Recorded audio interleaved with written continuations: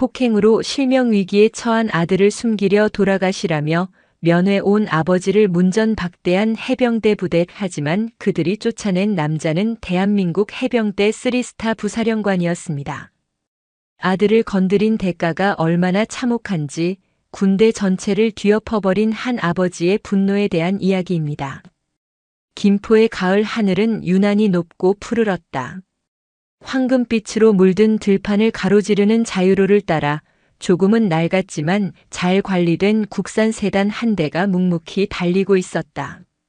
운전대를 잡은 중년 남자의 어깨는 굳건했고 군더더기 없는 짧은 머리와 매서운 눈매는 그가 평범한 삶을 살아오지 않았음을 짐작게 했다. 그의 이름은 이정훈, 대한민국 해병대 부사령관, 계급은 중장. 세 개의 별이 그의 어깨 위에서 빛나고 있었지만 오늘 그는 그저 아들을 만나러 가는 평범한 아버지이고 싶었다. 조수석에는 아들 진우가 좋아하는 과자와 음료, 간 만든 따뜻한 도시락이 담긴 가방이 놓여 있었다. 아들의 부대인 해병대 제2사단, 통칭 청룡부대로 향하는 길이었다. 필승. 아버지, 잘 다녀오겠습니다. 경례를 붙이며 집을 나서던 아들의 늠름한 모습이 눈에 선했다. 아버지를 존경해 그 험하다는 해병대에 스스로 지원한 아들이었다. 처음에는 말리고 싶었지만 아들의 눈에서 자신과 같은 불꽃을 보았을 때 그는 묵묵히 아들의 선택을 존중해 주었다. 진우 녀석 잘하고 있으려나. 혼잣말처럼 중얼거리는 그의 목소리에는 깊은 애정과 약간의 걱정이 묻어났다. 해병대의 고된 훈련과 엄격한 군기를 누구보다 잘 아는 그였기에 아들이 겪고 있을 어려움이 남일 같지 않았다. 그럼에도 불구하고 그는 아들이 그 모든 것을 이겨내고 진정한 해병으로 거듭나리라 믿어 의심치 않았다. 몇 시간을 달려 드디어 부대 위병소에 도착했다. 그는 김정수라는 이름으로 미리 면회를 신청해 두었다. 아들에게 부담을 주고 싶지 않아 자신의 신분을 철저히 숨긴 채였다. 평범한 아버지의 모습으로 아들을 만나 따뜻한 밥 한 끼 먹이고 싶었을 뿐이다. 면회 오셨습니까? 신분증 보여주시겠습니까? 위병소 근무를 서던 젊은 해병의 목소리는 절도 있었지만 이정훈을 바라보는 눈빛에는 무심함이 가득했다. 이정훈은 순순히 운전면허증을 건넸다. 근무자는 신분증과 면회 신청자 명단을 대조하더니 고개를 갸웃거렸다. 이진우 일병님 면회 오신 김정수 씨 맞으십니까? 맞습니다. 아들 보러 왔습니다. 잠시만 기다려 주십시오. 근무자는 인터폰으로 어디론가 연락을 취했다. 수화기를 들고 있는 그의 표정이 미묘하게 굳어지는 것을 이정훈은 놓치지 않았다. 수십 년간 군 생활을 하며 다져진 그의 직감은 무언가 잘못되고 있다는 신호를 보내고 있었다. 잠시 후 당직을 서고 있던 한동수 중위가 위병소로 터덜터덜 걸어 나왔다. 무슨 일이십니까? 한중위는 이정훈을 위아래로 훑어보며 귀찮다는 듯 물었다. 그의 말투와 태도에는 민간인에 대한 은근한 무시가 배어 있었다. 아들 이진우 일병 면회를 신청한 김정수라고 합니다. 아, 이진우 일병 말입니까? 한중위는 잠시 말을 끊고는 난처한 표정을 지었다. 죄송하지만 지금 부대 내에 급작스러운 감염 관리 특별 지침이 내려와서 오늘 면회는 어렵겠습니다. 전염성 질환이 의심되는 환자가 발생해서 예방적 차원에서 부대 전체가 격리 조치에 들어갔습니다. 이정훈의 미간이 미세하게 좁혀졌다. 감염 관리 지침이라니요? 출발 전에 부대에 연락했을 때는 아무런 이야기가 없었습니다만 오늘 아침에 갑자기 내려온 지침입니다. 저희도 경황이 없습니다. 죄송하지만 발길을 돌려주셔야겠습니다. 한중위의 변명은 그럴듯했지만 이정훈의 귀에는 거짓으로 들렸다. 그의 눈은 조금도 흔들림 없이 한중위를 꿰뚫어 보고 있었다. 군 전체의 방역 지침을 총괄하는 부사령관인 그가 모르는 특별 지침이란 존재할 수 없었다. 만약 긴급 상황이 발생했다면 가장 먼저 보고받아야 할 사람 중 하나가 바로 자신이었다. 아닙니다. 아들 얼굴이라도 잠깐 보고 가야겠습니다. 무슨 큰일이 있는 것은 아닙니까? 아, 정말 괜찮습니다, 아버님. 그냥 예방적 차원입니다. 자꾸 이렇게 하시면 저희가 곤란합니다. 한중희의 말투가 점점 짜증 섞인 것으로 변해갔다. 그는 이 평범해 보이는 중년 남자가 왜 이리 집요한지 이해할 수 없다는 표정이었다. 규정은 규정입니다.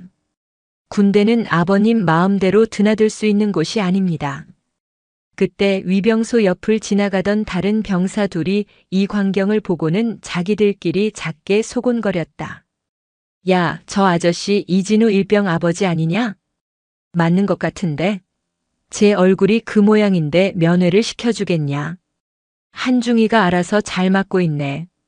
그들의 목소리는 작았지만 긴장 속에서 모든 감각을 곤두세우고 있던 이정훈의 귀에 똑똑히 들렸다. 얼굴이 그 모양이라고. 심장이 쿵 하고 내려앉았다.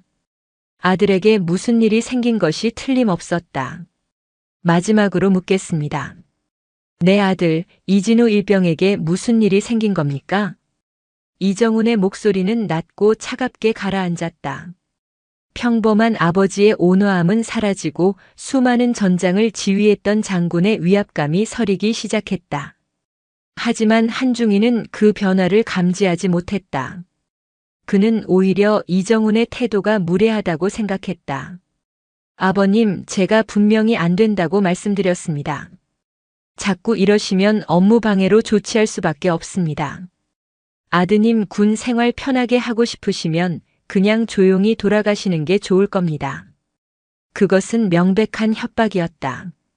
아들의 군 생활을 빌미로 아버지를 겁박하는 군인으로서 절대 해서는 안 될 짓이었다. 한중희는 조롱 섞인 미소를 입가에 걸치며 덧붙였다.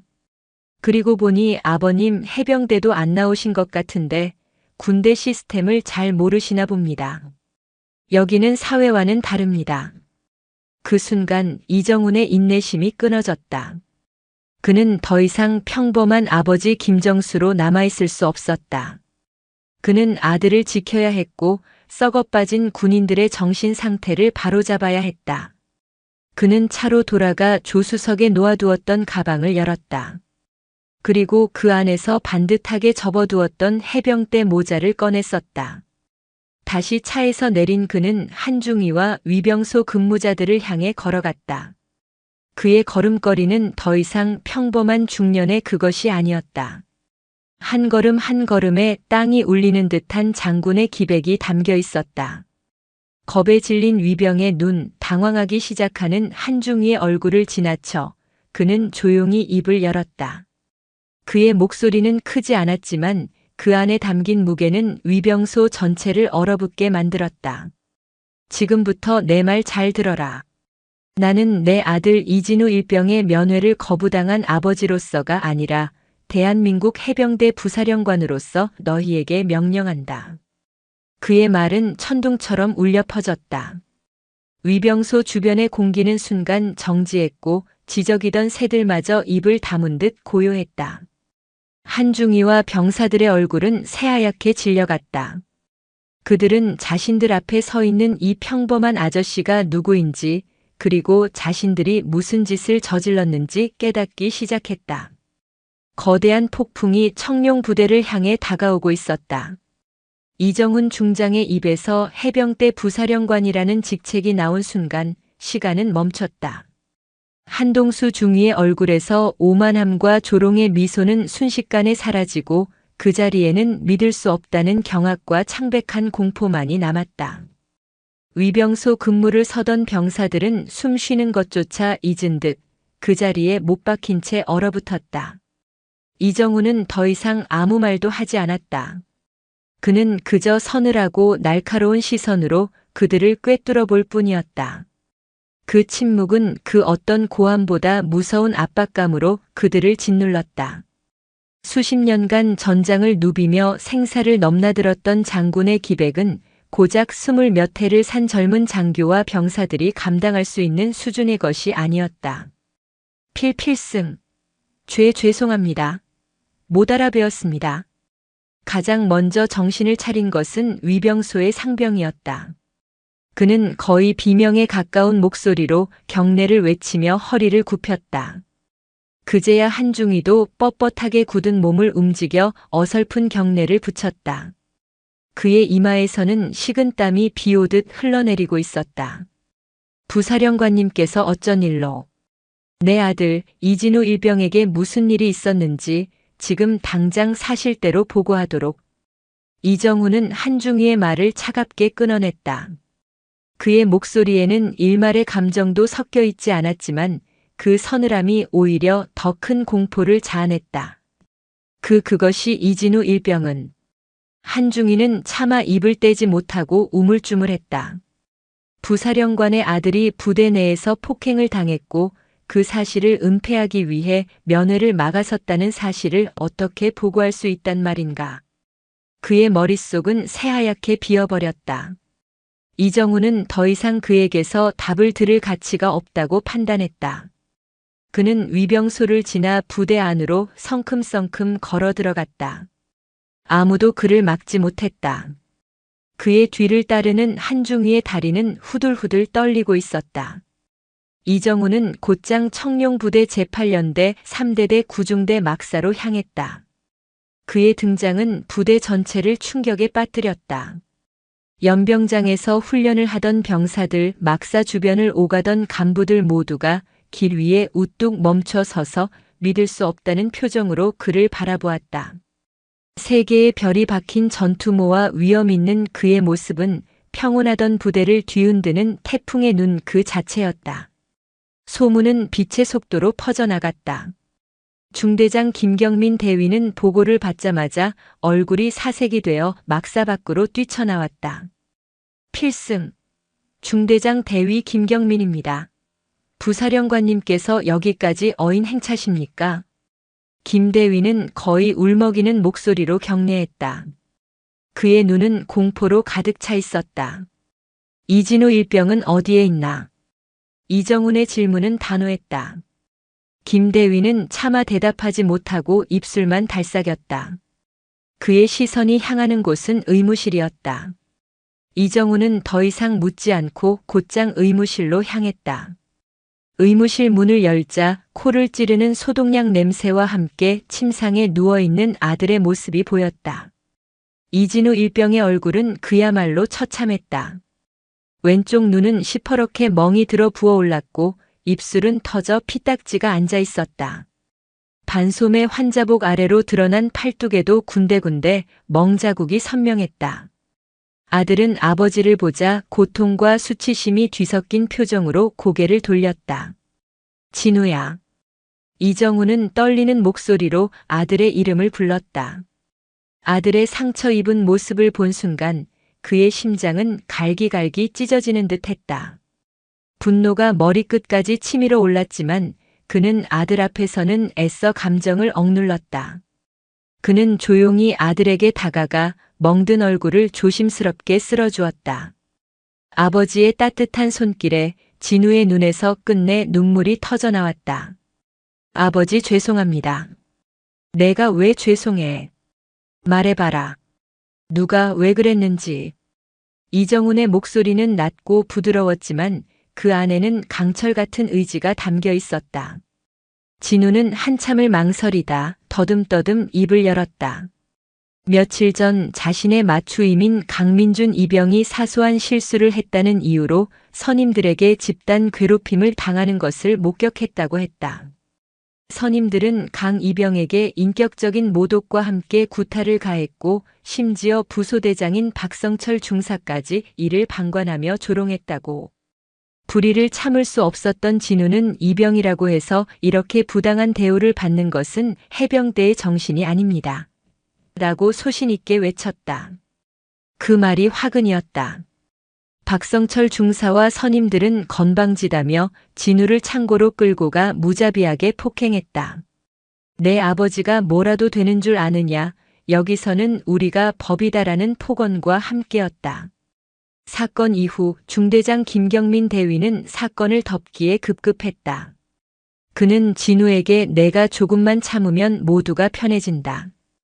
일을 크게 만들지 말라며 회유와 협박을 일삼았다.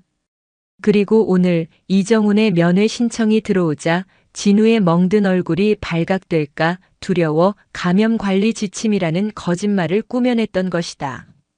모든 진실을 들은 이정훈은 조용히 눈을 감았다. 그의 주먹이 부들부들 떨리고 있었다. 이것은 단순히 한 병사에 대한 폭행 사건이 아니었다. 해병대의 명예와 정신을 좀먹는 거대한 악습이자 썩어빠진 간부들이 만들어낸 조직적인 범죄였다. 그가 평생을 바쳐 지키고 바로 세우고자 했던 해병대가 그 안에서부터 골마 터지고 있었다. 이정훈은 아들의 어깨를 두드려주고는 조용히 의무실을 나섰다. 그의 얼굴은 감정을 읽을 수 없는 가면처럼 차가웠지만 그의 눈에서는 이글거리는 분노의 불꽃이 타오르고 있었다. 막사 앞에는 사단장부터 연대장, 대대장까지 소식을 듣고 달려온 지휘관들이 모두 모여 고개를 숙인 채 서 있었다. 그들 중 누구도 감히 이정훈과 눈을 마주치지 못했다. 이정훈은 그들 앞을 천천히 걸어 겁에 질린 채 서 있는 김경민 대위와 박성철 중사 앞에 섰다. 너희가 해병인가? 그의 목소리는 얼음장처럼 차가웠다. 부하를 지키기는커녕 개인의 안위를 위해 진실을 은폐하고 약자를 괴롭히는 것이 너희가 배운 해병의 정신인가? 선임의 부당한 지시에 맞서 자신의 소신을 밝힌 부하를 칭찬하기는커녕 집단으로 폭행하는 것이 너희의 군기인가? 그의 외침은 연병장 전체에 울려 퍼졌다. 너희는 해병의 자격이 없다. 너희가 입고 있는 그 군복은 선배 해병들이 피와 땀으로 지켜온 명예의 상징이다. 너희 같은 자들이 더럽힐 수 있는 옷이 아니란 말이다. 이정훈은 자신의 휴대폰을 꺼내 어디론가 전화를 걸었다. 나 해병대 부사령관이다. 즉시 해병대 사령부 군검찰과 감찰실에 연락해서 특별조사단을 구성하도록. 목적지는 제2사단 청룡부대. 1시간 내로 도착하도록 해라. 이건 단순한 폭행 사건이 아니다. 지휘관에 의한 직무유기 및 사건 은폐, 하극상, 집단 폭행이 얽힌 중대 범죄다. 한 놈도 빠짐없이 지휘고하를 막론하고 철저하게 조사해서 군법에 따라 엄중하게 처리하도록. 전화를 끄는 그의 눈은 눈앞에 서 있는 모든 지휘관들을 향했다. 그리고 사단장은 들어라. 지금 이 시간부로 해당 중대장과 대대장, 연대장까지 모두 직무에서 배제한다. 자네 또한 지휘 책임에서 자유로울 수 없을 것이다. 이 부대의 만연한 부조리를 뿌리 뽑을 때까지 내가 직접 이곳에 머물며 모든 과정을 지휘하겠다. 그의 선언은 사형 선고와도 같았다. 청룡부대의 아니 대한민국 해병대 전체의 역사상 가장 혹독한 겨울이 시작되었음을 알리는 신호탄이었다. 아들을 만나러 왔던 한 아버지의 조용한 방문은 썩어버린 해병대의 심장을 도려내는 거대한 태풍이 되어 모든 것을 집어삼키기 시작했다. 이정훈 부사령관의 선포는 청룡부대 전체를 얼어붙게 만들었다. 그의 목소리에 실린 분노와 결기는 단순한 질책을 넘어 부패한 조직의 근간을 뿌리째 흔드는 거대한 충격파와 같았다. 사단장조차 감히 고개를 들지 못하고 굳은 얼굴로 그의 명령을 받아들일 뿐이었다. 군사경찰은 즉시 가해자로 지목된 박성철 중사와 폭행에 가담한 선임병 전원을 현행범으로 체포하여 영창에 수감하도록. 조금의 저항이라도 있을 시 실력으로 제압하는 것을 허가한다. 이정훈의 명령이 떨어지자마자 대기하고 있던 군사경찰들이 일사불란하게 움직였다. 박성철 중사는 새파랗게 질린 얼굴로 부사령관님 오해십니다. 이야기 좀 들어주십시오. 라고 외쳤지만 군사경찰들은 그의 팔을 뒤로 꺾어 제압했다. 함께 폭행에 가담했던 상병과 병장들도 저항 한번 제대로 못해보고 줄줄이 끌려나갔다. 그들의 눈에는 공포와 함께 설마 이 정도로 일이 커질 줄은 몰랐다는 어리석은 후회가 가득했다. 중대장 김경민 대위는 그 자리에 주저앉을 듯 휘청거렸다. 그의 군 생활은 사실상 끝난 것이나 다름없었다. 이정우는 그를 경멸 어린 시선으로 한번 쳐다보고는 더 이상 상대할 가치도 없다는 듯 고개를 돌렸다. 구중대 전 병력은 즉시 연병장에 집합시킨다. 단 한 명의 열외도 없이 전원 집합하도록. 잠시 후 구중대 병사들이 완전 군장을 한 채 연병장에 도열했다. 그들의 얼굴에는 불안과 긴장이 역력했다. 이정우는 천천히 그들 앞을 걸으며 한 명 한 명의 눈을 마주쳤다. 그의 시선이 닿는 곳마다 병사들은 저도 모르게 고개를 숙였다. 고개 들어라. 나지막하지만 힘있는 목소리가 연병장에 울렸다. 너희는 모두 보았을 것이다. 너희의 전우가 너희의 후임이 부당하게 폭행당하는 것을. 그리고 너희는 침묵했다. 무엇이 두려웠나? 너희에게 돌아올 불이익이 두려웠나? 아니면 그저 방관하는 것이 편했기 때문인가? 아무도 대답하지 못했다. 침묵은 곧 긍정이었다. 해병대는 누구나 해병이 될 수 있다면 나는 결코 해병대를 선택하지 않았을 것이다라는 자부심으로 뭉친 조직이다. 가장 강한 훈련을 견디고 가장 끈끈한 전우회로 뭉쳐 국가가 가장 필요로 할 때 가장 먼저 달려나가는 것이 바로 해병이다. 그런데 지금 너희의 모습은 어떠한가? 약한 후임을 괴롭히고 불의를 보고도 눈 감는 것이 너희가 말하는 해병 정신인가? 이정훈의 목소리가 점점 높아졌다. 그의 분노는 단순히 자신의 아들이 당했다는 사사로운 감정에서 비롯된 것이 아니었다. 그가 평생을 몸바쳐 지켜온 해병대라는 거대한 명예와 가치가 눈앞에 나약하고 비겁한 아들뻘 병사들에 의해 처참히 짓밟히고 있다는 사실에 대한 통렬한 슬픔과 분노였다. 이진우 일병이 너희를 대신해 총대를 맸을 때 너희는 무엇을 했나? 그가 너희 모두를 위해 용기를 냈을 때 너희 중 단 한 명이라도 그의 편에 서주었는가? 동료가 쓰러져 갈 때 외면하는 군대는 적 앞에서도 등을 보일 비겁한 오합지졸에 불과하다. 너희는 오늘 전우를 버렸다. 그의 일갈에 몇몇 병사들이 고개를 숙인 채 조용히 눈물을 흘리기 시작했다. 부끄러움과 죄책감이 그들의 가슴을 찔렀다. 특히 폭행 현장에 있었지만 두려움 때문에 아무것도 하지 못했던 병사들은 더욱 고통스러운 표정이었다. 이정우는 그들의 나약함을 질책하면서도 한편으로는 이런 환경을 만든 기성세대의 한 사람으로서 무거운 책임감을 느꼈다. 이 아이들이 처음부터 괴물이었던 것은 아닐 것이다. 잘못된 악습과 그것을 방치하고 조장한 지휘관들이 이들을 비겁한 방관자로 만든 것이다. 그는 잠시 숨을 고른 뒤 훨씬 차분하지만 더욱 단호한 목소리로 말했다. 오늘 이 시간부로 해병대 제2사단 전체에 대한 특별 감찰을 실시한다. 사령부에서 파견된 특별조사단이 도착하는 즉시 모든 부대, 모든 병사를 대상으로 구타, 가혹행위, 부조리에 대한 전수조사를 시작할 것이다. 어떠한 거짓이나 은폐도 용납하지 않는다. 만약 이번 기회에 모든 것을 솔직하게 털어놓는다면 최대한 선처하겠지만 끝까지 진실을 숨기려 드는 자는 지위고하를 막론하고 군법이 허용하는 가장 큰 처벌을 받게 될 것이다. 그의 말은 병사들에게 마지막 기회이자 경고였다. 또한 나는 오늘 이 자리에 피해 병사들의 부모님들을 모두 초청할 것이다. 당신들의 아들이 어떤 환경에서 복무하고 있었는지 두 눈으로 똑똑히 보게 할 것이다.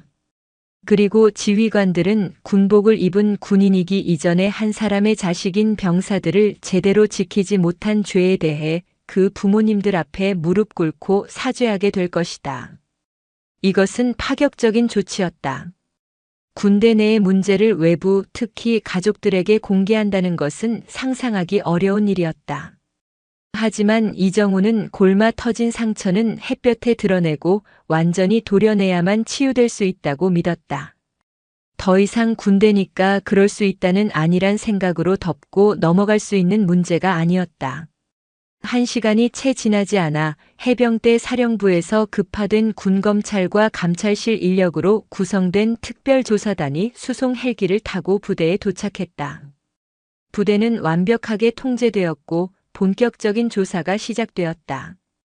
각 생활관별로 계급별로 분리된 병사들은 조사관들 앞에서 그동안 겪고 목격했던 부조리들을 하나둘씩 털어놓기 시작했다. 한번 터져나온 진실의 급류는 그동안 부대를 감싸고 있던 거짓과 은폐의 둑을 순식간에 무너뜨렸다. 이진우 일병 폭행 사건은 빙산의 일각에 불과했다. 상습적인 구타와 가혹행위, 욕설과 인격 모독, 심지어는 금품 갈취까지 썩어 빠진 악습들이 실체를 드러냈다. 그리고 그 중심에는 박성철 중사와 같은 일부 불량 간부들과 이를 묵인하고 방조하며 자신들의 안위만을 챙겼던 무능한 지휘관들이 있었다. 이정우는 조사 상황을 보고받으며 자신의 집무실에서 조용히 눈을 감았다. 그의 마음은 분노를 넘어 깊은 슬픔에 잠겨 있었다. 이것은 단순히 몇몇 부대의 문제가 아니었다. 대한민국 해병대 전체에 퍼진 암세포일지도 모른다는 끔찍한 예감이 들었다. 그는 결심했다. 이번 기회에 해병대를 완전히 새로 태어나게 만들겠다고. 자신의 남은 군 생활 전부를 걸어서라도 이 잘못된 역사를 바로잡겠다고. 아들이 지키려 했던 그 소중한 가치, 한 명의 해병이 다른 해병을 지켜주는 진정한 전우애가 살아 숨쉬는 그런 강하고 명예로운 해병대를 만들겠다고 굳게 다짐했다. 저녁이 되자 연락을 받은 피해 병사들의 부모님들이 하나둘씩 부대로 도착했다. 불안과 걱정이 가득한 얼굴로 부대 강당에 모인 그들 앞에 이정우는 자신의 3개의 별이 달린 전투모를 벗어 가슴에 얹고 가장 먼저 허리를 숙였다. 죄송합니다.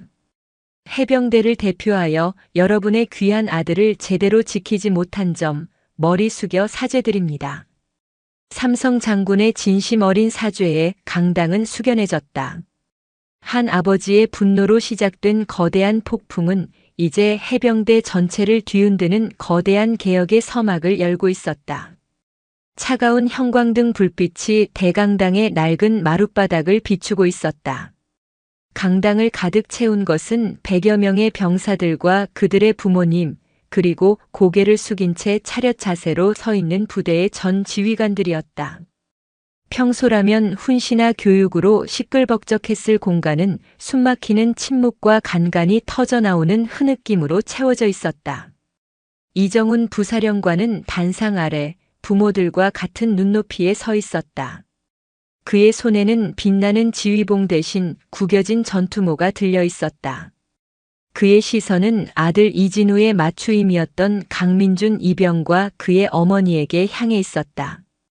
강 이병의 얼굴에도 폭행의 흔적이 남아 있었고 그의 어머니는 아들의 상처 입은 얼굴을 차마 제대로 쳐다보지도 못한 채 손수건으로 연신 눈물만 훔치고 있었다. 침묵을 깬 것은 바로 그녀였다. 대체 여기가 군대입니까? 지옥입니까? 아들의 여윈 어깨를 감싸 안은 어머니의 목소리는 절규에 가까웠다. 그녀는 자리에서 일어나 덜덜 떨리는 손가락으로 전 중대장 김경민 대위와 대대장을 가리켰다. 우리가 당신들을 믿고 눈에 넣어도 아프지 않을 내 새끼를 나라에 보냈습니다. 매일 밤 잠 못 자고 기도했습니다. 다치지 말라고, 아프지 말라고. 그런데 이게 뭡니까? 적군에게 맞은 것도 아니고 나라 지키다 다친 것도 아니고 매일 얼굴 보는 선임들한테 지켜줘야 할 간부한테 짐승만도 못하게 두들겨 맞아서 이 꼴이 된 게 말이 되냐고요. 그녀의 울부짖음은 강당 안 모든 부모의 마음을 대변하는 듯 했다. 여기저기서 내 말이 그 말이다. 책임자를 당장 처벌하라. 는 고성이 터져나왔다. 분노와 슬픔이 뒤섞인 공기는 금방이라도 폭발할 듯 팽팽해졌다. 김경민 대위와 대대장은 창백해진 얼굴로 고개를 더욱 깊이 숙였다. 그들의 어깨에 달려있던 번쩍이던 계급장은 이제 수치와 죄악의 낙인처럼 무거워 보였다. 이정훈은 조용히 그들에게 다가갔다. 무릎 꿇어라. 얼음처럼 차가운 명령이었다. 두 지휘관은 잠시 망설였지만 이정훈의 불타는 눈빛과 마주치자 저항할 엄두도 내지 못하고 차가운 마룻바닥에 무릎을 꿇었다. 사죄드려라. 변명도 자기 합리화도 하지 말고 그저 당신들의 죄를 당신들이 지키지 못한 아들들과 그 부모님들께 진심으로 사죄드려라. 김경민 대위가 떨리는 목소리로 입을 열었다. 죄송합니다. 제가 다 잘못했습니다. 병사들을 제대로 살피지 못했습니다. 면목이 없습니다. 그의 사죄는 공허하게 들렸다. 진심 어린 반성이라기보다는 눈앞의 위기를 모면하기 위한 본능적인 굴복에 가까웠다. 부모들의 분노는 더욱 거세졌다. 바로 그때 강당 뒤편에서 조용히 상황을 지켜보던 이진우 일병이 앞으로 나섰다. 그의 곁에는 강민준 이병이 함께였다. 진우는 아직 부기가 덜 빠진 얼굴로 그러나 흔들림 없는 눈빛으로 무릎 꿇은 지휘관들을 내려다보았다. 중대장님, 저희가 원했던 것은 이런 모습이 아니었습니다. 진우의 목소리는 강당 전체에 울려 퍼졌다. 저희는 그저 부당한 것을 부당하다고 말할 수 있는 용기, 그리고 그 용기를 존중해주는 지휘관을 원했습니다. 약한 후임이 괴롭힘 당할 때 그만둬라고 말해줄 수 있는 선임과 내가 잘했다고 어깨를 두드려주는 간부를 원했습니다. 저희가 해병대에 온 것은 서로를 지켜주는 가장 강한 전우애를 배우고 싶었기 때문입니다. 하지만 저희가 본 것은 불의에 침묵하는 비겁함과 진실을 덮으려는 기만뿐이었습니다. 진우는 잠시 숨을 고르고 강민준 이병의 어깨를 붙잡으며 말을 이었다. 이 모든 일은 강민준 이병이 잘못해서가 아닙니다. 제가 건방져서도 아닙니다. 처음부터 잘못된 것을 바로잡지 않고 썩은 상처를 도려내지 않고 괜찮을 것이라며 방치해 온 부대 전체의 책임입니다. 지금 무릎 꿇고 사죄해야 할 분들은 저희에게가 아니라 바로 저희가 목숨 바쳐 지키고자 했던 해병대의 정신에게입니다. 진우의 말은 그 자리에 있는 모든 해병들의 심장을 날카롭게 파고들었다. 방관했던 선임들은 부끄러움에 고개를 들지 못했고 젊은 병사들의 눈에는 뜨거운 무언가가 차올랐다. 이정훈은 아들을 대견하고도 안쓰러운 눈으로 바라보았다. 아들은 자신보다 훨씬 더 깊은 곳에서 문제의 본질을 꿰뚫어 보고 있었다. 그는 다시 단상 앞으로 걸어나가 모든 부모님들을 향해 섰다. 오늘 저는 제 아들 이진우 일병에게 그리고 이 자리에 있는 대한민국의 모든 아들들에게 너무나도 큰 것을 배웠습니다. 그리고 약속드립니다. 그는 자신의 가슴을 주먹으로 두드리며 외쳤다. 저 이정훈, 제 남은 군 생활과 제 모든 명예를 걸고 약속합니다. 다시는 여러분의 귀한 아들이 신성한 국방의 의무를 다하는 전장에서 전우라는 이름의 적에게 상처받는 일이 없도록 만들겠습니다.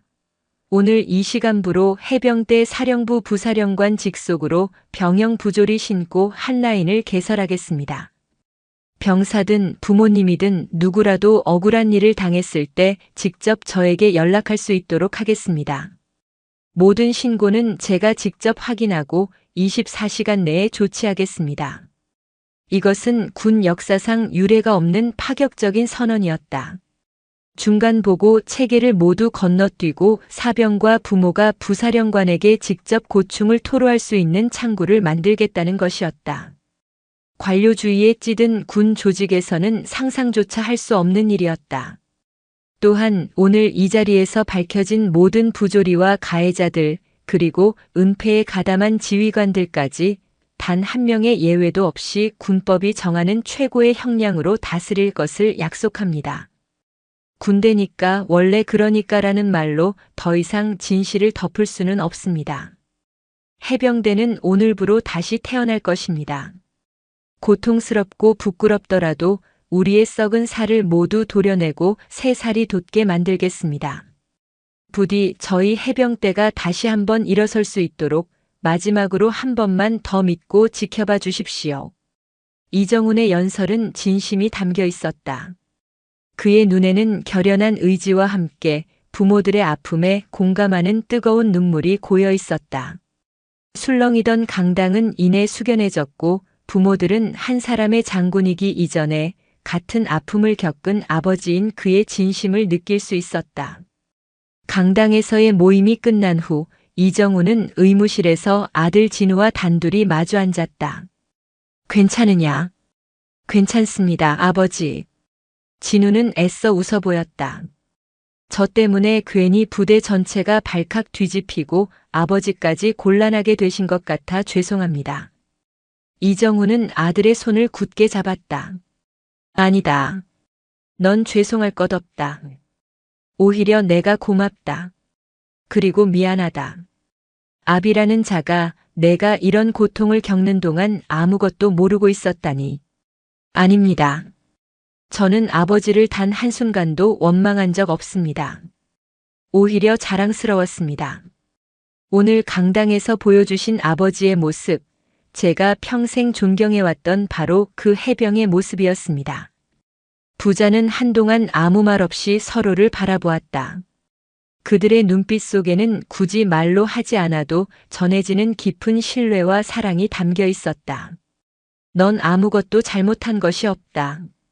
넌 불의에 맞서 싸운 가장 용감한 해병이었다. 혼란스러워하지도 위축되지도 마라. 아버지가 이 모든 것을 바로잡을 것이다. 그러니 너는 내 자리에서 내가 옳다고 믿는 길을 묵묵히 걸어가면 된다. 내가 보여준 용기가 다른 전우들에게도 전달될 수 있도록 바른 병영 문화를 만드는데 힘을 보태다오. 예, 알겠습니다. 필승. 진우는 거수경례를 붙였다. 그의 목소리에는 다시 힘이 실려 있었다. 그때 부사령관의 보좌관이 다급한 표정으로 의무실로 들어왔다. 그의 손에는 두툼한 서류 뭉치가 들려 있었다. 부사령관님, 특별조사단의 1차 중간 보고서가 나왔습니다.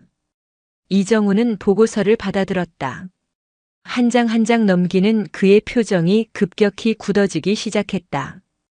보고서의 내용은 그의 예상을 훨씬 뛰어넘는 것이었다. 이번 사건은 단순히 구중대만의 문제가 아니었다. 대대 전체, 나아가 연대 전체에 걸쳐 수년간 자행되어 온 악습과 은폐의 기록들이 낱낱이 담겨 있었다. 그리고 그 기록들의 끝에는 연대장 박진석 대령을 비롯한 상급 지휘관들의 이름이 선명하게 적혀 있었다. 문제의 뿌리는 생각보다 훨씬 더 깊고 넓게 퍼져 있었다. 이것은 잔가지를 쳐내는 수준에서 끝날 일이 아니었다. 거대한 나무의 썩은 밑동을 통째로 뽑아내야 하는 대수술이었다. 이정훈의 눈빛이 다시 한번 차갑게 빛났다. 진짜 전쟁은 지금부터 시작이었다. 다음 날 새벽 해병대 제2사단의 공기는 그 어느 때보다 무겁고 차가웠다. 이정훈 부사령관의 지휘 아래 특별조사단의 활동은 전방위적으로 확대되었다. 조사단은 더 이상 구중대나 3대대에만 머무르지 않았다.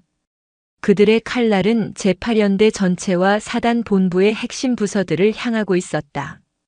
조사관들은 연대 본부의 행정반과 지휘통제실을 급습하여 모든 사건 사고 보고서, 부대 관리 기록, 심지어는 간부들의 개인 컴퓨터까지 압수했다.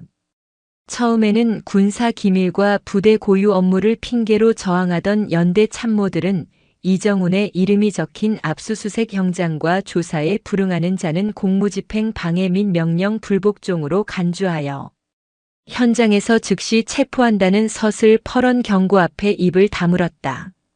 파헤치면 파헤칠수록 썩은 냄새는 더욱 지독하게 풍겨왔다.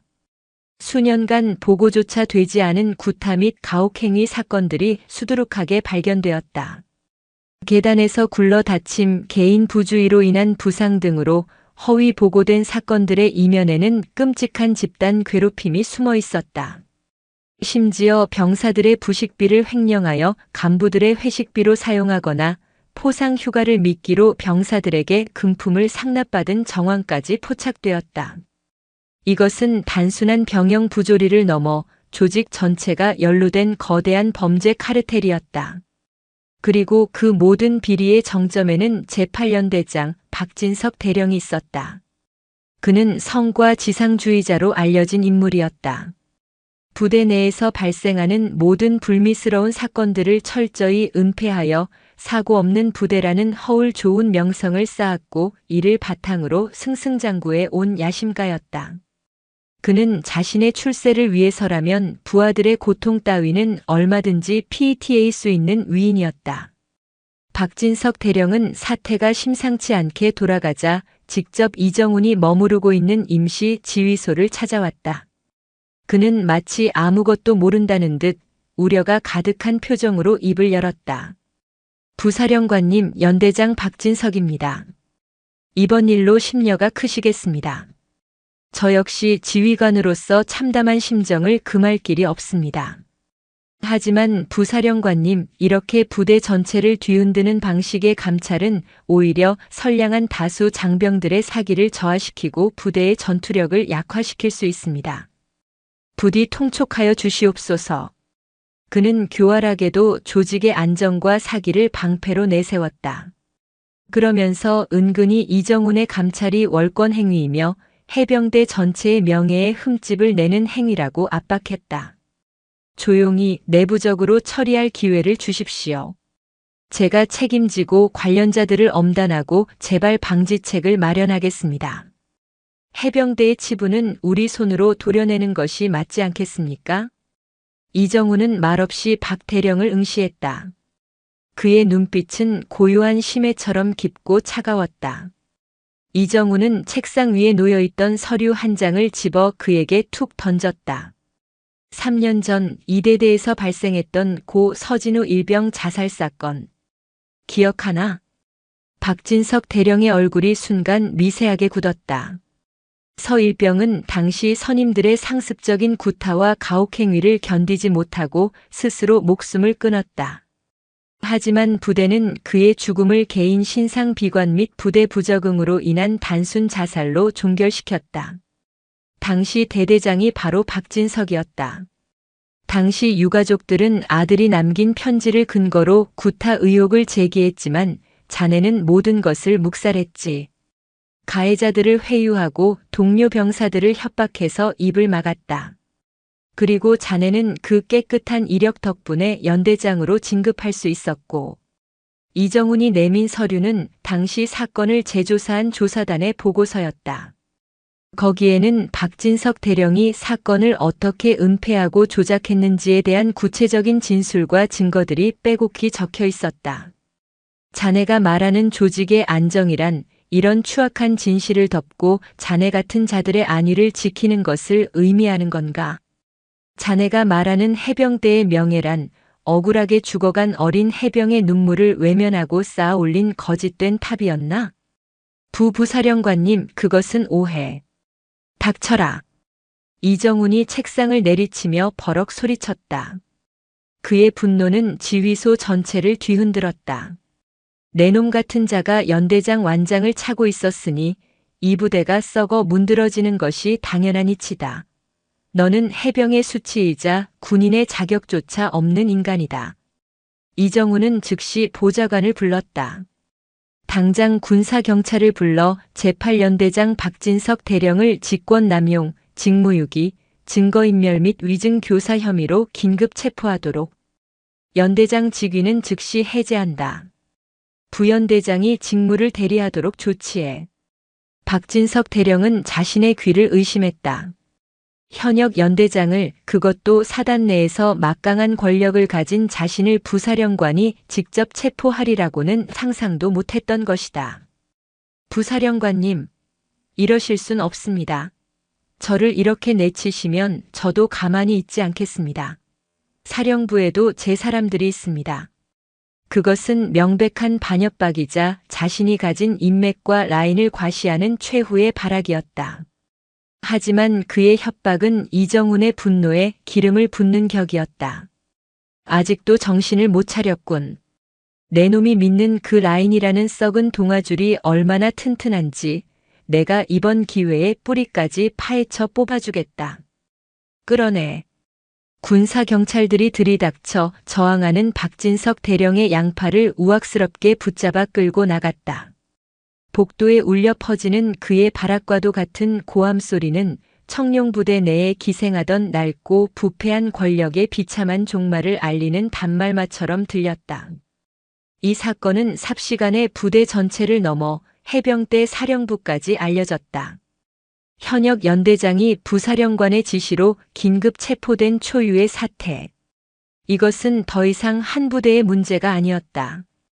해병대 전체의 지휘체계에 정면으로 도전하는 거대한 파문의 시작이었다. 그리고 그 파문은 군 내부에서만 머무르지 않았다. 그날 저녁 한 보수적인 성향의 인터넷 언론사에 짧은 기사 하나가 올라왔다. 단독 해병대 삼성 장군 아들 부대 내 집단 폭행당해 부사령관 직접 나서 부대 초토화. 처음에는 작은 인터넷 기사에 불과했지만 그 제목이 가진 폭발력은 상상을 초월했다. 기사는 SNS를 통해 기하급수적으로 퍼져나갔고 몇 시간 만에 모든 포털 사이트의 메인 뉴스를 장식했다. 국민들의 분노가 들끓기 시작했다. 역시 군대는 썩었다. 진정한 군인 이정훈 장군을 지지한다는 여론이 폭발적으로 형성되었다. 사건은 이제 이정훈 개인의 손을 떠나 전 국민이 주목하는 거대한 사회적 이슈로 비화되고 있었다. 그리고 이정훈에게는 예상치 못한 전화가 걸려왔다. 발신자는 해병대 사령관, 그의 직속 상관이었다. 이 장군, 지금 이게 어떻게 된 일인가? 이를 이 지경으로 만들어 놓고 나한테는 보고 한마디 없이 자네, 지금 해병대 전체를 상대로 전쟁이라도 하자는 건가? 수화기 너머로 들려오는 사령관의 목소리는 분노로 가득 차 있었다. 해병대 최고 수뇌부의 압박이 드디어 이정훈의 목을 조여오기 시작했다. 수화기 너머로 들려오는 해병대 사령관의 목소리는 이정훈이 예상했던 것보다 훨씬 더 차갑고 위압적이었다. 사령관은 이정훈의 오랜 선배이자 한때는 같은 전선을 누볐던 전우였다. 하지만 권력의 정점에 선 그는 이제 조직의 안위를 최우선으로 생각하는 관리자가 되어 있었다. 이 장군, 자네의 충정은 이해하네. 아들 일은 나도 가슴 아프게 생각하고 있어. 하지만 이런 식은 아니야. 언론에 군의 치부가 대서특필되고 국민들이 해병대를 손가락질하게 만드는 게 자네가 원하는 개혁인가? 이건 개혁이 아니라 자해 행위일세. 사령관은 이정훈의 행동이 조직 전체를 위태롭게 만드는 독단적인 행위라고 규정했다. 그는 여론을 잠재우고 사태를 조용히 수습하기를 원했다. 당장 특별감찰을 중단하고 서울로 복귀하게. 박진석 대령은 일단 풀어주고 징계위원회에 회부하는 선에서 마무리 짓도록 하지. 더 이상 일을 키워선 안 돼. 이건 내 명령이야. 이정훈은 잠시 눈을 감고 숨을 골랐다. 그의 앞에는 두 갈래 길이 놓여 있었다.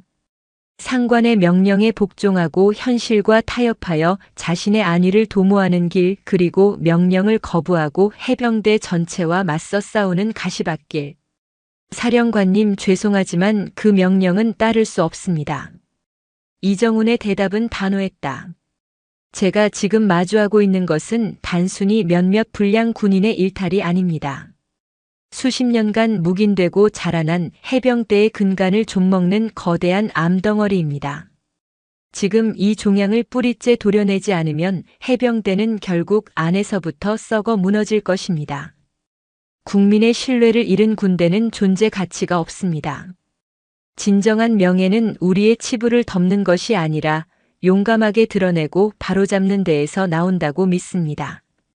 이 장군, 자네 지금 내게 항명하는 건가? 사령관의 목소리에 노기가 서렸다. 항명이 아닙니다. 해병대를 살리기 위한 충정입니다. 만약 사령관님께서 끝까지 저를 막으신다면 저는 군복을 벗는 한이 있더라도 이 일을 끝까지 파헤쳐 국방부 장관님과 대통령께 직접 보고 드리는 수밖에 없습니다. 이것은 사실상의 선전포고였다. 이정훈은 자신의 모든 것을 걸었다. 전화는 험악한 분위기 속에서 끊겼다. 이제 그는 해병대 지휘부라는 거대한 벽과 정면으로 맞서게 된 것이다. 한편 세상은 이정훈의 편이었다. 언론 보도가 쏟아지고 국민적 공분이 극에 달하자 청와대와 국방부가 직접 움직이기 시작했다. 국방부 장관은 해병대 사령관과 부사령관 이정훈을 동시에 긴급 호출했다. 다음 날 국방부 장관실의 무거운 공기 속에서 3명의 군 수뇌부가 마주 앉았다. 사령관은 먼저 이정훈의 감찰이 절차를 무시했으며 과도한 언론 플레이로 군의 위신을 실추시켰다고 보고했다. 그는 사건을 축소하고 내부적으로 조용히 해결하는 것이 최선이라는 기존의 입장을 되풀이했다. 차례가 되자 이정훈은 준비해온 수십 장의 보고서와 사진 자료들을 테이블 위에 펼쳐놓았다. 거기에는 멍들고 상처 입은 병사들의 사진, 조작된 사건 보고서, 가해자들의 자필 진술서, 그리고 박진석 대령을 비롯한 부패한 간부들의 비리 증거들이 고스란히 담겨 있었다. 장관님, 이것이 제가 지난 며칠간 제2사단에서 목격한 진실입니다. 이정훈은 감정을 최대한 배제한 채 덤덤한 목소리로 보고를 시작했다. 그는 자신의 아들 이야기는 단 한마디도 꺼내지 않았다. 대신 억울하게 죽어간 서진우 일병의 이야기, 꿈을 잃고 좌절한 피해 병사들의 이야기, 그리고 아들을 군대에 보내고 매일 밤 가슴 졸이는 부모들의 이야기를 전했다. 이것이 과연 해병대만의 문제이겠습니까? 저는 아니라고 생각합니다. 지금 이 순간에도 국군 어딘가에서는 우리가 모르는 제2, 제3의 비극이 일어나고 있을지 모릅니다. 이번 사건을 단순히 해병대 내부의 문제로 축소하고 덮으려 한다면 우리는 국민의 신뢰를 영원히 잃게 될 것입니다. 지금이야말로 군 전체가 뼈를 깎는 자성을 통해 거듭나야 할 때입니다. 그의 보고는 강력한 호소력이 있었다. 국방부 장관은 침통한 표정으로 서류들을 한참 동안 들여다보았다. 그는 정치인이었고 군심의 안정만큼이나 민심의 중요성을 잘 아는 인물이었다. 이미 대통령까지 직접 나서서 이번 기회에 병영 문화의 고질적인 병폐를 뿌리 뽑으라는 엄명을 내린 상황이었다. 장관은 깊은 고심 끝에 결단을 내렸다. 해병대 사령관의 의견도 일리가 있으나 지금은 땜질식 처방이 아닌 근본적인 수술이 필요한 시점이라는 판단이 선다. 국민의 요구는 엄중하다. 군은 더 이상 국민 위에 군림하는 조직이 아니라 국민을 위해 존재하는 조직임을 명심해야 한다. 그는 이정훈을 바라보며 말했다. 대통령의 재가를 받아 오늘부로 국방부 직속 병영문화혁신위원회를 설치한다. 위원회는 육해 공군 및 해병대를 포함한 전군을 대상으로 병영 부조리 실태를 조사하고 근본적인 제도 개선안을 마련하는 막중한 임무를 맡게 될 것이다. 그리고 장관은 모두가 놀랄 만한 발표를 이어갔다. 그리고 이 중차대한 임무를 이끌어갈 초대 위원장으로 해병대 부사령관 이정훈 중장을 임명한다. 해병대 사령관의 얼굴이 굳어졌다. 이것은 사실상 이정훈에게 전군에 대한 감찰권을 부여하는 것과 다름없는 파격적인 인사 조치였다. 자신의 부하였던 이정훈이 이제는 자신을 포함한 전군을 감시하고 개혁하는 칼자루를 쥐게 된 것이다. 위원회는 그 어떤 외부의 간섭도 받지 않고 독립적으로 활동할 것이며 지휘고하를 막론하고 누구든 조사할 수 있는 권한을 가진다. 이정훈 위원장을 중심으로 군의 미래를 바로 세우는 일에 모두가 적극 협조해 주길 바란다. 장관의 선언은 회의의 종결을 의미했다. 이정훈은 거대한 정치적 싸움에서 승리했다. 그는 이제 단순히 분노한 아버지가 아니었다. 대통령과 국방부의 전폭적인 신임을 등에 업고 군 전체를 개혁해야 할 막중한 책임을 짊어진 혁신의 선봉장이 된 것이다. 회의실을 나오는 이정훈의 어깨는 무거웠다. 그는 사적인 복수를 위해 이 싸움을 시작한 것이 아니었다. 하지만 이제 그는 대한민국 국군 전체의 명운을 짊어지게 되었다. 그의 앞에는 수많은 저항과 반발이 기다리고 있을 것이다. 수십 년간 이어져 온 군의 낡은 관행과 기득권 세력은 생각보다 훨씬 더 견고한 성벽처럼 그를 가로막을 터였다. 하지만 그는 두렵지 않았다. 그는 자신의 아들이 그리고 이 땅의 모든 아들들이 더 이상 군대라는 이름 아래 눈물 흘리지 않는 세상을 만들기 위해 기꺼이 폭풍의 중심에 서기로 결심했다. 그가 다시 김포의 청룡 부대로 돌아가는 길 그의 눈빛은 이전보다 더욱 굳건하고 결연하게 빛나고 있었다. 진짜 개혁의 서막은 이제 막 올랐을 뿐이었다.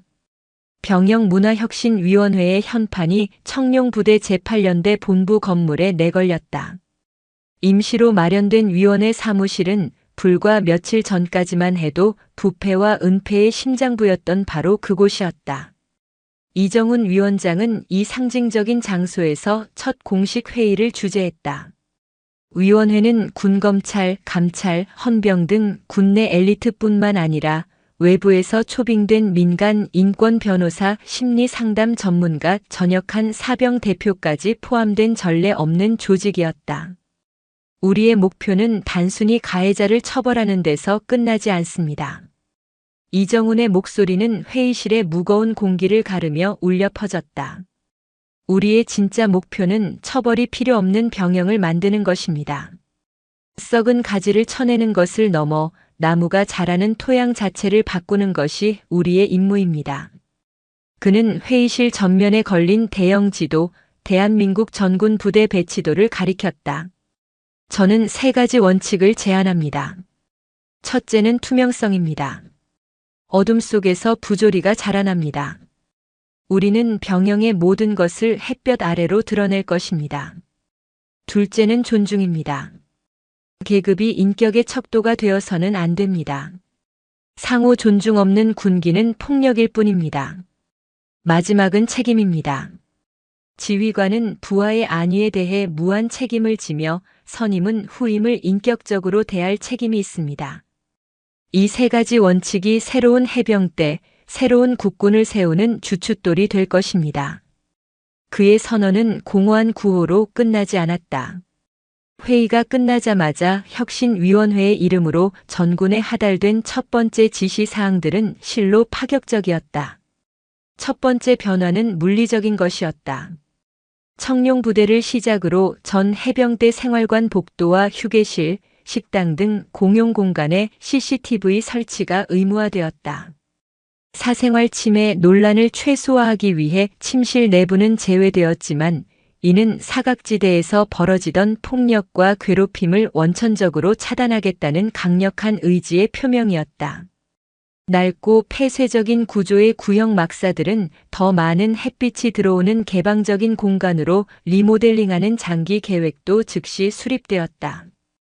두 번째는 절차의 혁신이었다. 이정훈이 약속했던 부사령관 직통 한라인은 위원회 직속 전군 안심신고 채널로 확대 개편되었다. 스마트폰 앱과 QR코드를 통해 모든 병사가 자신의 신원을 노출하지 않고 직접 위원회에 부조리를 신고할 수 있는 시스템이었다. 신고가 접수되면 해당 부대의 지휘 계통을 거치지 않고 위원회 직속 기동조사팀이 24시간 내에 출동하는 것을 원칙으로 했다. 더 이상 보고가 묵살로 이어지는 고리를 끊어버린 것이다. 또한 매주 수요일 저녁은 동기 생활의 날로 지정되었다. 이 시간에는 선임과 간부의 일절 개입 없이 같은 생활관을 쓰는 동기들끼리 자유롭게 대화하고 고충을 나누는 시간이 보장되었다. 가장 중요한 변화는 사람에게서 시작되었다. 위원회는 민간 심리 상담사와 인권 교육 전문가들을 대거 초빙하여 청룡부대 전 장병을 대상으로 한 특별 인권 교육 및 심리 치유 프로그램을 시작했다. 첫 교육 시간 강당에 모인 병사들의 표정은 시큰둥했다. 그들은 또 하나의 시간 때우기용 정신 교육일 것이라 지레 짐작했다. 하지만 민간인 강사의 교육 방식은 완전히 달랐다. 그는 딱딱한 군대식 용어 대신 공감, 경청, 감정 표현과 같은 단어들을 사용했다. 그는 병사들을 일렬로 앉히는 대신 서로의 얼굴을 볼 수 있도록 동그랗게 둘러앉게 했다. 그리고 첫 번째 과제를 내주었다. 자신의 옆에 앉은 전우의 얼굴을 1분간 바라보고 그 사람의 장점 한 가지를 이야기해주는 시간입니다. 어색한 침묵이 흘렀다. 매일 얼굴을 보고 함께 뒹구는 전우였지만 정작 그들의 얼굴을 진지하게 들여다본 적은 없었다. 어색함도 잠시 여기저기서 쭈뼛거리며 이야기가 시작되었다. 김상병님은 항상 웃는 얼굴이어서 보기 좋습니다. 박일병은 힘든 훈련 때도 묵묵히 자기 몫을 다해서 대단하다고 생각했습니다. 칭찬은 또 다른 칭찬을 낳았고 어색했던 공기는 점차 훈훈하게 변해갔다. 그들은 처음으로 전우를 계급이 아닌 사람으로 바라보는 법을 배우고 있었다. 이러한 변화의 중심에 이진우 일병이 있었다. 몸과 마음의 상처를 회복한 그는 이제 더 이상 나약한 피해자가 아니었다. 아버지로부터 시작된 거대한 개혁의 물결 속에서 자신이 무엇을 해야 할지 분명히 깨닫고 있었다. 그는 위원회가 주관하는 모든 프로그램에 가장 적극적으로 참여했다. 어느 동기 생활의 날 저녁 생활관 동기들이 모여 앉아 있었다. 얼마 전 새로 전입 온 신병 하나가 좀처럼 부대에 적응하지 못하고 겉돌고 있었다. 선임들의 눈치를 보느라 말수도 적고 늘 주눅이 들어 있었다. 과거 같았으면 고문관이라 불리며 괴롭힘의 대상이 되기 십상이었다. 진우는 조용히 그 신병의 옆에 앉아 말을 걸었다. 힘든 거 있어? 괜찮아. 여기선 우리끼리니까 편하게 말해도 돼. 신병은 한참을 망설이다 눈물을 글썽이며 입을 열었다. 집이 너무 그립고 훈련은 따라가기 벅차고 모든 것이 두렵다고 했다. 다른 동기들은 말없이 그들의 대화를 듣고 있었다. 진우는 묵묵히 그의 이야기를 끝까지 들어준 뒤 자신의 경험을 이야기해 주었다. 나도 처음엔 그랬어. 아니, 너보다 훨씬 더 심했을지도 몰라. 매일 밤 울고 도망치고 싶다는 생각도 했어. 그런데 어느 순간 깨달았어. 여기서 나를 지켜줄 수 있는 건 결국 내 옆에 있는 전우들 뿐이더라고. 우리가 서로에게 힘이 되어줘야 해. 힘들면 힘들다고 말하고 도와달라고 손 내밀어. 그럼 우리가 잡아줄게. 진우의 말에 다른 동기들도 하나둘씩 거들었다. 야, 훈련은 하다 보면 다 늘어. 내가 요령 알려줄게. 내 관물대 정리 내가 좀 도와줄까? 따뜻한 말들이 오갔고 신병의 얼굴에는 조금씩 안도의 빛이 감돌았다. 진우는 아버지가 만든 제도라는 그릇에 진심이라는 내용을 채워넣고 있었다. 물론 모든 것이 순조롭지만은 않았다. 변화에는 언제나 저항이 따르는 법. 수십 년간 이어져 온 낡은 관습에 젖어 있던 일부 직업 군인들은 이러한 변화를 못마땅하게 여겼다. 특히 잔뼈 굵은 부사관들 사이에서 불만이 터져 나왔다. 구중대의 새로운 행정보급관으로 부임한 원상사는 20년 경력의 베테랑 해병이었다. 그는 위원회의 방침에 대놓고 반대하지는 않았지만 사사건건 비꼬고 냉소적인 태도로 개혁의 분위기에 찬물을 끼얹었다. 요즘 군대가 군대야? 아주 보이스카우트 캠핑장이 따로 없구만. CCTV에 상담 교육? 이러다 애들 버릇만 나빠져서 전쟁 나면 총이나 제대로 쏘겠어? 해병대 정신은 맞으면서 배우는 거야, 맞으면서. 그는 병사들 앞에서 공공연하게 불만을 터뜨리며 새로운 제도들을 조롱했다. 그의 말에 동조하는 일부 고참 병장들도 생겨나면서 부대 내에는 개혁을 지지하는 세력과 이를 비웃는 냉소적인 세력 사이에 보이지 않는 벽이 생기기 시작했다. 이정우는 이 모든 상황을 보고받고 있었다. 그는 섣불리 그들을 징계하지 않았다. 억지로 찍어 누르는 것은 또 다른 반발만 낳을 뿐이라는 것을 잘 알고 있었다. 진정한 변화는 처벌이 아닌 스스로의 깨달음에서 와야 했다.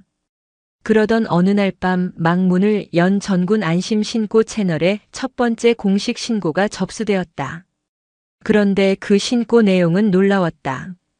신고가 접수된 부대는 해병대 제2사단이 아니었다. 발신지는 강원도 최전방에 위치한 육군 제7보병사단 소속의 한 GOP 부대였다. 신고 내용은 충격적이었다.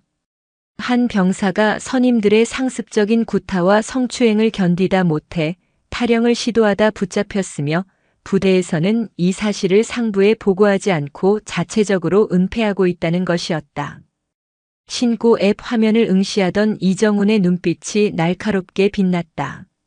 첫 번째 시험대가 온 것이다. 해병대를 넘어 육군이라는 거대한 조직의 심장부에서 터져나온 비명. 그의 개혁이 과연 해병대 담장을 넘어설 수 있을지 전군이 숨죽여 지켜보고 있었다. 폭풍은 이제 막 다른 병영으로 번져나가기 시작했다.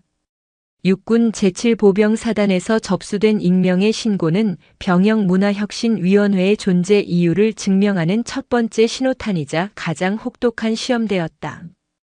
이정훈 위원장은 단 한순간도 지체하지 않았다. 그는 즉시 위원회 소속의 최정예 기동조사팀을 소집했다. 팀은 군 검사와 수사관 그리고 민간 인권 전문가로 구성되었다. 이번 조사는 단순한 감찰이 아니다. 위원회의 명운이 걸린 첫 번째 실전이다. 이정훈은 새벽녘 수송 헬기에 오르는 조사팀에게 직접 브리핑했다. 해당 부대 지휘관은 분명 저항할 것이다. 타군의 개입이라는 점, 자신들의 관할권이라는 점을 들어 조사를 방해하려 들 것이다. 하지만 여러분 뒤에는 국방부 장관과 대통령이 있다. 그 어떤 저항에도 굴하지 말고 오직 진실만을 파헤치는 데 집중하도록. 피해 병사의 신병을 최우선으로 확보하고 증거를 인멸할 시간을 주지 마라. 그의 목소리에는 강철 같은 결의가 서려 있었다. 조사팀을 태운 헬기가 어둠을 뚫고 강원도의 험준한 산악지대를 향해 날아올랐다. 예상대로였다. 동이틀 무렵 해당 육군 GOP 부대에 불시에 닥친 위원회 조사팀은 거센 저항에 부딪혔다. 부대장인 중령은 상급 부대의 정식 공문 없이는 부대 출입을 허가할 수 없다며 막아섰다. 그는 위원회의 존재 자체를 인정하지 않으려는 듯 오만한 태도를 보였다. 여기는 해병대가 아닙니다. 육군 부대의 일은 육군 규정과 절차에 따라 처리하는 것이 맞습니다. 위원회의 월권 행위에 대해서는 상부에 정식으로 문제 제기를 하겠습니다. 그는 시간을 벌려는 속셈이었다. 그가 버티는 동안 부대 내에서는 증거인멸과 관련자들의 입맞추기가 진행될 것이 뻔했다. 조사팀장이 위원회에 부여된 대통령령을 근거로 강경하게 맞섰지만 부대장은 막무가내였다. 보고를 받은 이정훈은 즉시 국방부 장관에게 직보했다.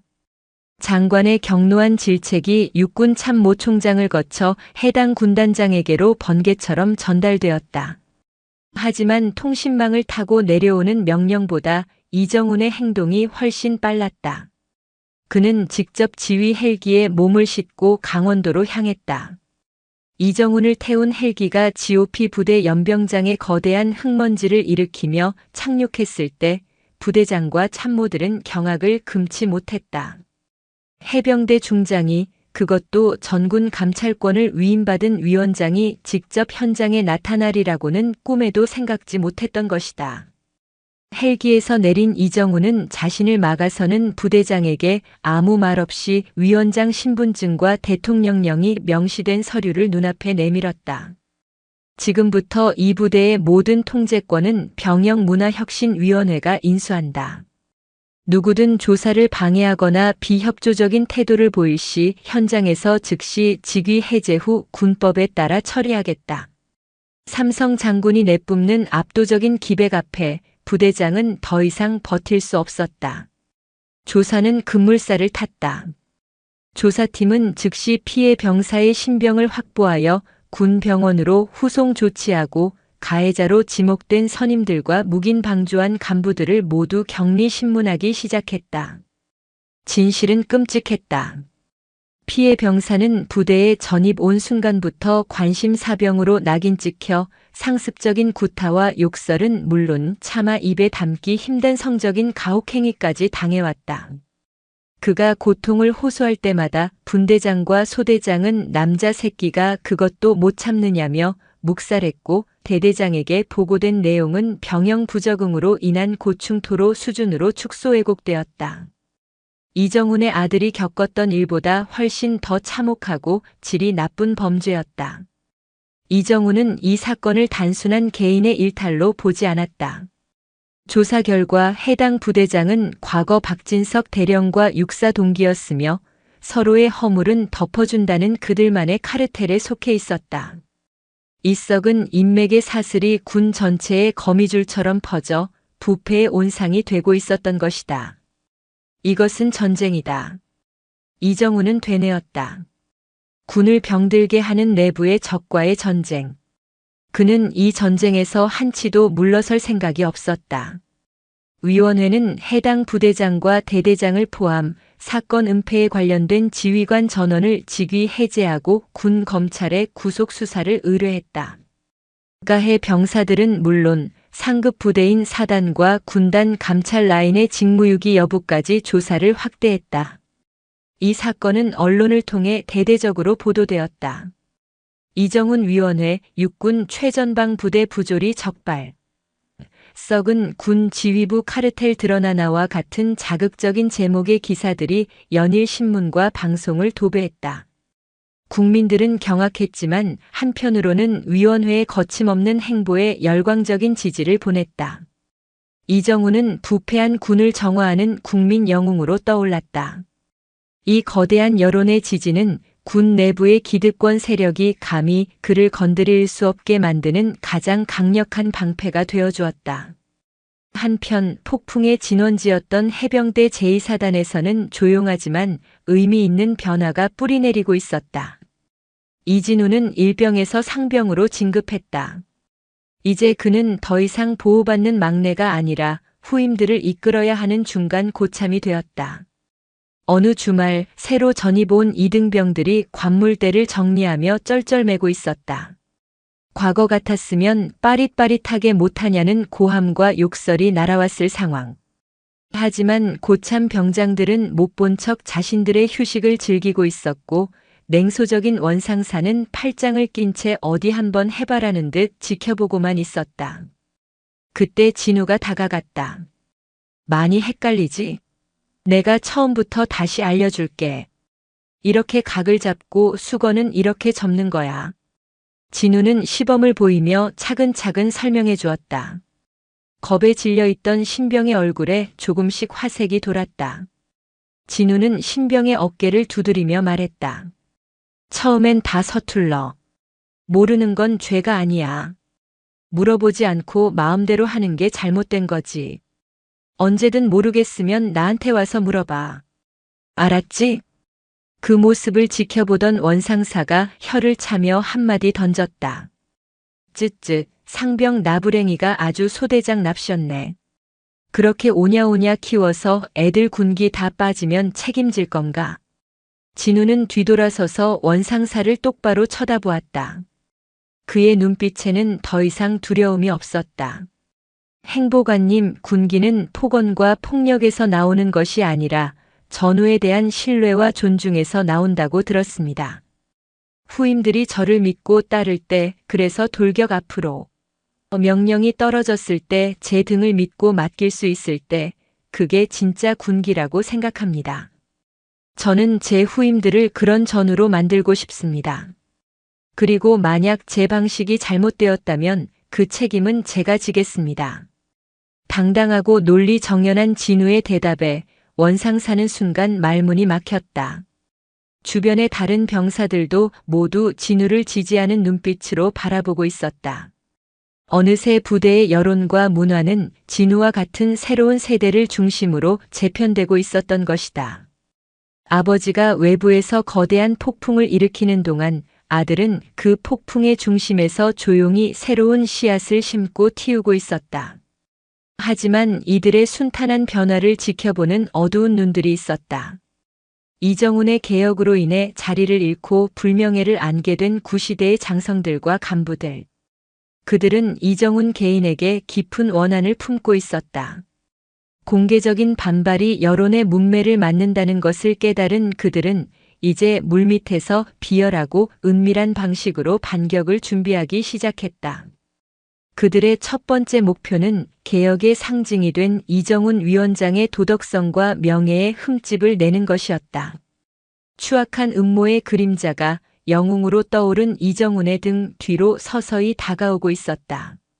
이정훈 위원장의 개혁이 거침없이 진행되고 국민적 지지가 절정에 달했을 무렵 여론의 흐름에 미묘한 균열을 일으키려는 시도가 시작되었다. 시작은 신원불명의 제보자가 한 극우 성향의 유튜브 채널에 출연하면서부터였다.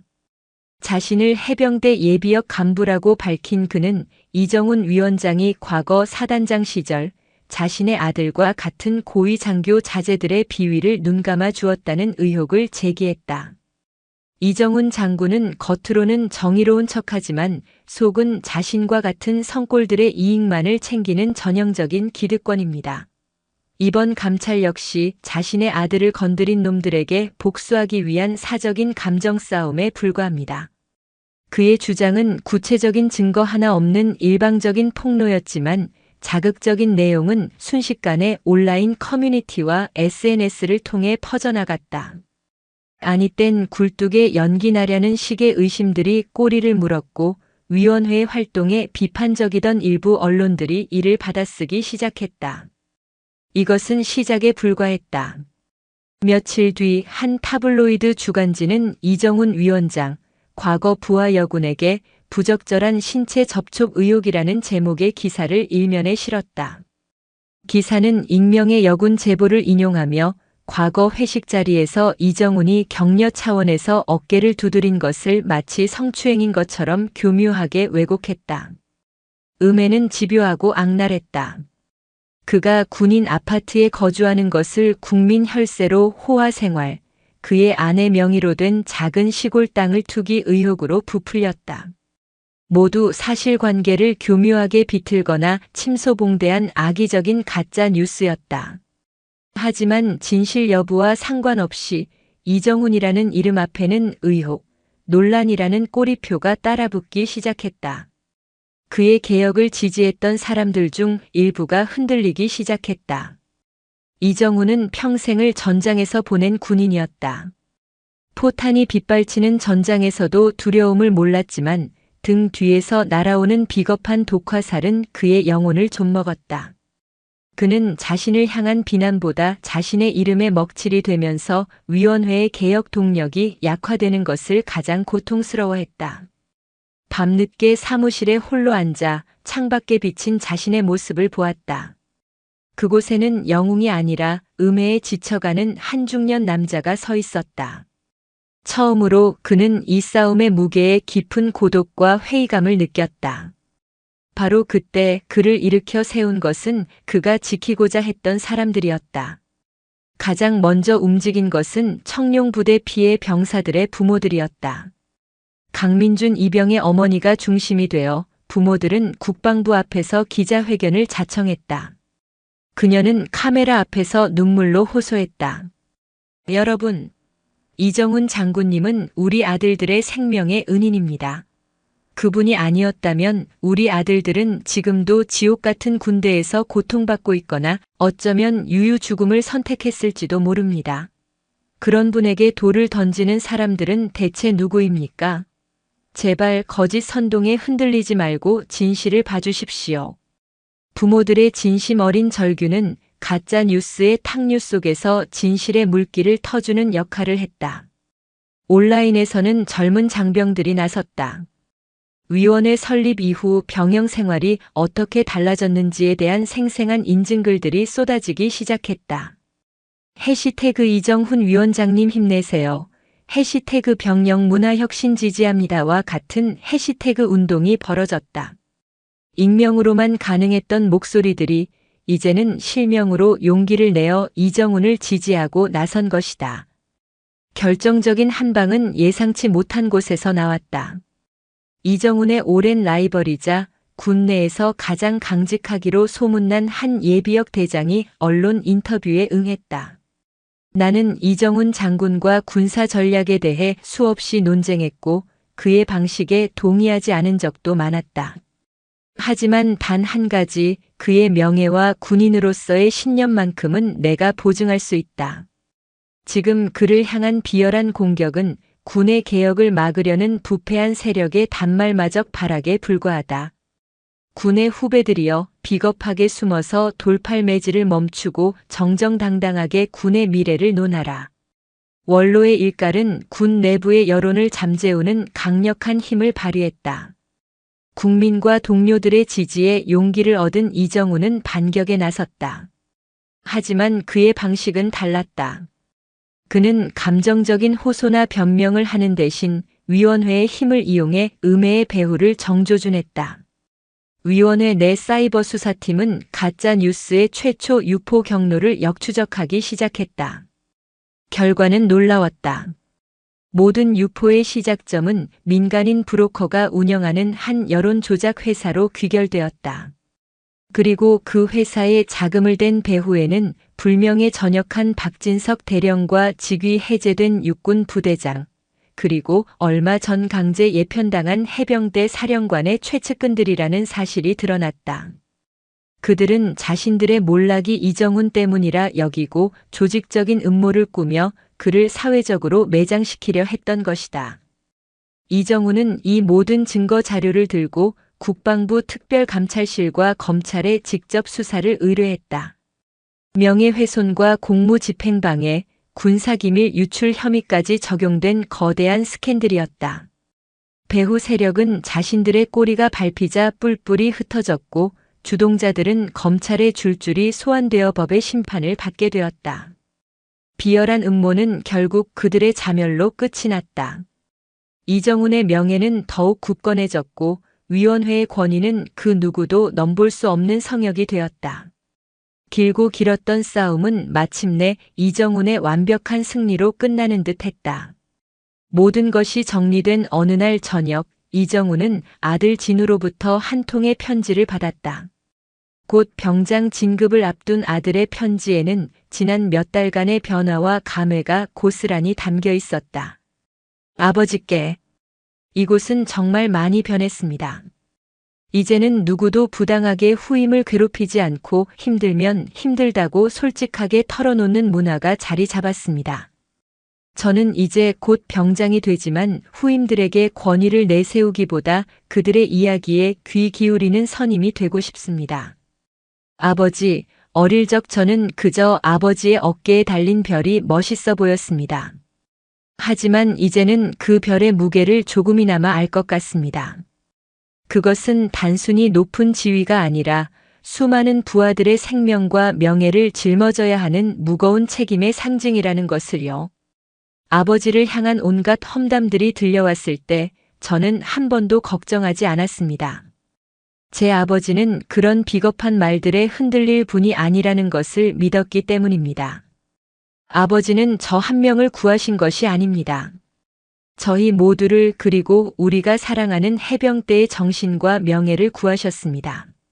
아버지, 당신은 저의 영웅입니다. 존경합니다. 필승. 편지를 읽어 내려가는 이정훈의 눈가에 뜨거운 눈물이 흘렀다. 길었던 싸움의 상처와 피로가 아들의 진심 어린 한마디에 눈 녹듯 사라지는 것 같았다. 그는 창밖에 어둠이 내린 연병장을 바라보았다. 길고 어두웠던 터널의 끝에 마침내 새로운 희망의 빛이 보이기 시작했다. 이제 남은 것은 이 개혁의 불씨를 꺼뜨리지 않고 다음 세대에게 온전한 모습으로 물려주는 마지막 과제였다. 그로부터 1년의 시간이 흘렀다. 대한민국 국군에 불어닥쳤던 거대한 폭풍은 점차 잦아들고 그 자리에는 건강하고 새로운 바람이 불기 시작했다. 병영문화혁신위원회는 더 이상 비상기구가 아닌 국방부 직속의 상설기구인 장병인권보호위원회로 자리 잡았다. 이정훈 중장은 초대 위원장으로서의 소임을 다하고 그의 손으로 발탁한 후임에게 자리를 물려준 뒤 본연의 임무인 해병대 부사령관 직으로 복귀했다.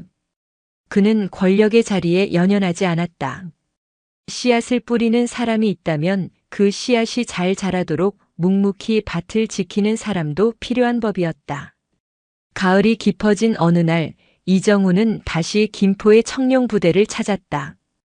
1년 전 분노와 슬픔으로 가득 차 밟았던 그 땅을 오늘은 담담하고 감회가 어린 마음으로 다시 밟았다.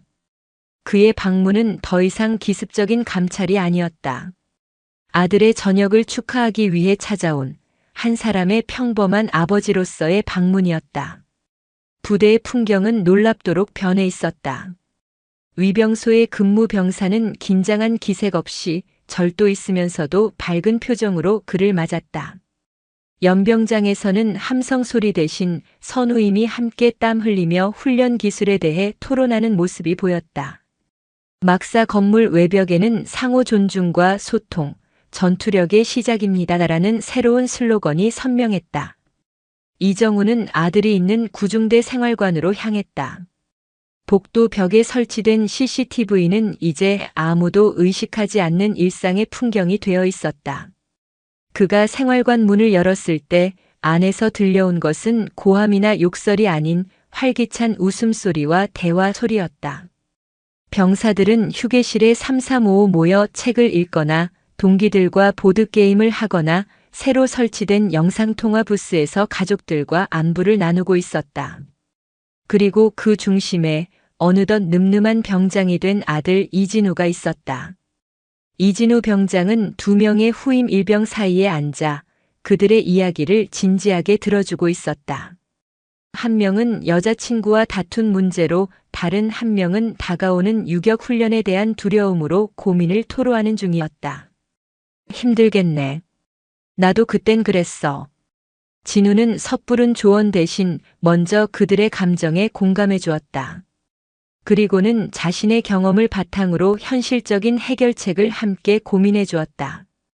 권위로 누르는 대신 눈높이를 맞추어 소통하는 그의 모습은 그가 지난 1년간 얼마나 성숙했는지를 보여주는 증거였다. 그는 부대원들 사이에서 가장 신뢰받는 선임이자 고민을 가장 먼저 털어놓고 싶은 형과 같은 존재가 되어 있었다. 그때 진우와 병사들의 뒤로 익숙한 얼굴이 다가왔다. 1년 전 개혁에 냉소적이었던 원상사였다. 그는 이제 중대의 왕고참으로서 묵묵히 자신의 역할을 다하고 있었다. 그는 이정훈을 발견하고는 깍듯하게 경례를 올렸다. 부사령관님 오셨습니까? 필승. 이정훈은 조용히 고개를 끄덕이며 답례했다. 원상사는 잠시 머뭇거리더니 진우를 바라보며 나직하게 말했다. 이진우 병장 말입니다. 처음엔 저 녀석 방식이 영 마음에 안 들었습니다. 군기가 빠진다고 생각했지요.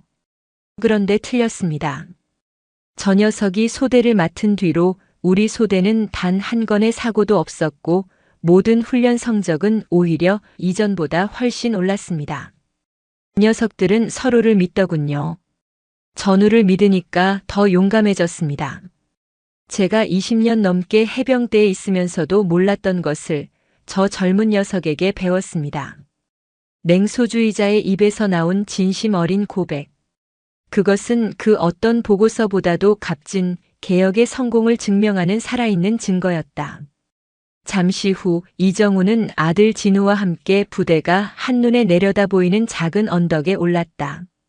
1년 전 아들의 멍든 얼굴을 보며 피눈물을 흘렸던 바로 그 장소였다. 서해 너머로 붉은 석양이 장엄하게 펼쳐지고 있었다. 저녁을 축하한다, 아들아. 감사합니다, 아버지. 진우는 군 생활의 마지막 석양을 바라보며 담담하게 말했다. 처음 해병대에 올 때는 그저 강한 남자가 되고 싶다는 막연한 생각뿐이었습니다. 그리고 아버지를 실망시켜드리고 싶지 않다는 마음도 컸습니다. 하지만 지난 1년은 저에게 강함의 의미를 완전히 다시 생각하게 만든 시간이었습니다. 그는 자신의 아버지를 돌아보았다. 진정한 강함은 누군가를 굴복시키는 힘이 아니라 부러지지 않는 용기와 쓰러진 전우를 일으켜 세우는 따뜻함에 있다는 것을 깨달았습니다. 아버지께서 제게 그리고 우리 모두에게 그것을 가르쳐 주셨습니다. 진우는 품에서 작은 상자 하나를 꺼내 이정훈에게 건넸다. 그 안에는 달고 다른 그의 병장 계급장이 들어있었다.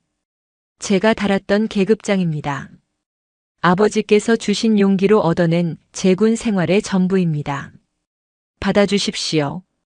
이정훈은 떨리는 손으로 아들의 계급장을 받아들었다. 차갑고 작은 금속 조각이 세상 그 무엇보다 무겁고 뜨겁게 느껴졌다. 그는 아들의 어깨를 힘껏 끌어안았다. 부자는 한동안 말없이 서로의 등을 두드리며 긴 시간의 회포를 풀었다. 며칠 후 서울 국방부 청사. 부사령관실에 앉은 이정훈은 위원회에서 제출한 최종 결과 보고서를 읽고 있었다. 보고서의 마지막 장에는 지난 1년간의 통계 변화가 그래프로 그려져 있었다. 전군 탈영 및 자살률 70% 감소, 구타 및 가혹행위 신고 건수 90% 감소, 반면 훈련 만족도 및 전투력 측정 점수는 30% 이상 상승. 숫자는 거짓말을 하지 않았다. 병영 문화 혁신은 군의 사기를 저하시킬 것이라는 우려와는 정반대로 군을 더욱 건강하고 강한 조직으로 만들었다. 장병들은 더 이상 두려움 때문에 복종하는 것이 아니라 스스로의 명예와 전우에 대한 신뢰를 바탕으로 움직이기 시작했다. 이정훈은 조용히 보고서를 덮었다. 그의 임무는 이제 정말로 끝났다. 그는 창밖으로 보이는 서울의 풍경을 바라보았다. 저 평화로운 도시의 불빛을 지키기 위해 그는 평생을 군인으로 살아왔다. 그리고 이제 그는 자신이 지켜온 조국에, 그리고 아들의 세대에게 조금은 더 나은 군대를 물려줄 수 있게 되었다는 사실에 깊은 만족감을 느꼈다. 다음 날 아침 저녁 신고를 마친 진우가 민간인 복장으로 위병소를 걸어 나왔다. 그의 앞에는 1년 전과 똑같은 낡았지만 깨끗한 국산 세단이 서 있었다. 운전석에서 내린 이정훈이 아들을 향해 미소 지었다. 가자 아들아. 집에 가서 따뜻한 밥 먹어야지. 진우는 조수석에 올라탔다. 차는 천천히 부대를 벗어나 황금빛으로 물든 김포 들판을 가로지르는 자유로에 올랐다. 1년 전 아들을 걱정하며 홀로 달렸던 그 길을 이제는 늠름하게 성장한 아들과 함께 달리고 있었다. 차창 밖으로 해병대 제2사단의 상징탑이 서서히 멀어져 갔다. 탑 꼭대기에는 한 번 해병은 영원한 해병이라는 문구가 새겨져 있었다.